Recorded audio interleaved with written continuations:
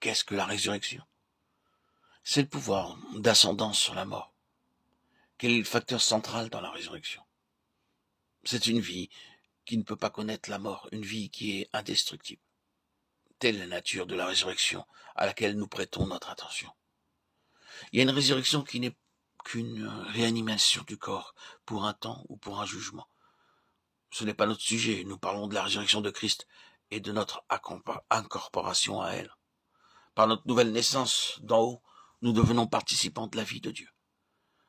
Ce que l'Écriture appelle, dans nos versions, la vie éternelle, est possédée uniquement par une personne née de nouveau. Aucun homme ne l'a par nature. Le cours entier d'une véritable expérience spirituelle est en vue de l'accroissement et du développement de cette vie. Ceci se produit particulièrement à travers des crises et des cycles de mort et de résurrection. Quel est le but suprême du Seigneur avec ses enfants? C'est, sans aucun doute, de les amener à ne vivre que par la vie.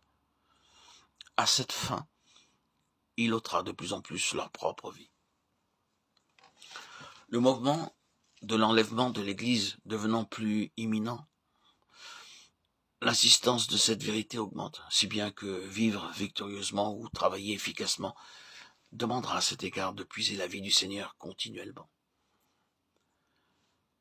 Quand les saints seront enlevés, qu'ils ne verront pas la mort, et quand ce grand cri de victoire sur la mort et la tombe s'élèvera, 1 Corinthiens 15, 54, 55, ce ne sera pas par quelque opération extérieure de la puissance divine, seule, que cela se produira, mais par le triomphe de la vie de résurrection dans le corps de Christ. Il s'exprime dans cet achèvement glorieux d'un processus ascendant qui s'est poursuivi depuis que, par la foi dans le Seigneur ressuscité, la vie a été reçue à la nouvelle naissance. Ceci est une vérité des plus importantes à reconnaître, car elle explique tout.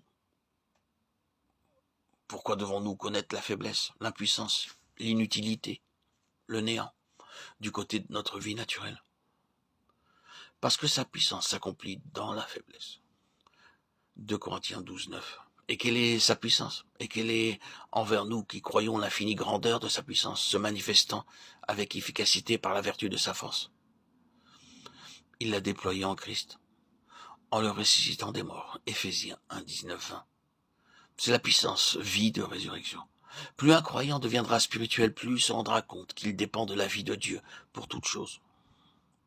Ceci sera aussi vrai physiquement que dans tout autre domaine.